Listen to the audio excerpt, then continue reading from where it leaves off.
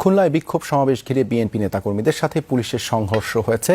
এতে পণ্ড হয়ে গেছে কর্মসূচি, আহত হয়েছেন অন্তত 4 জন। বিকেলে সরকারের পদত্যাগ সহ 10 দফা দাবিতে প্রেস ক্লাবের সামনে পুলিশ।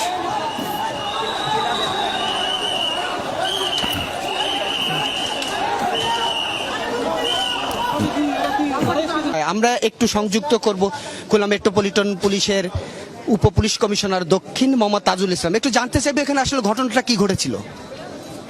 যে আপনারা জানেন যে আজকে এখানে বিএনপির কর্মী সভা ছিল ব্যাংকট হলের ভিতরে, তো সেখানে ওনারা শান্তিপূর্ণভাবেই প্রোগ্রাম করছিল, কিন্তু হঠাৎ করে ওনাদের নেতৃস্থানীয় নেতারা আসার পরে ওনারা কর্মীরা রাস্তায় বসে যায় এবং রাস্তা বন্ধ করে ওনারা রাস্তার মধ্যে প্রোগ্রাম শুরু করে এবং রাস্তাটি বন্ধ হয়ে যায়। তা আমরা ওনাদেরকে অনুরোধ করি রাস্তাটা ছেড়ে আপনারা প্রোগ্রাম করুন, কিন্তু ওনারা শুনে নাই এবং পিছন থেকে বেশ কিছু কর্মী আমাদের উপরে আক্রমণ শুরু করে।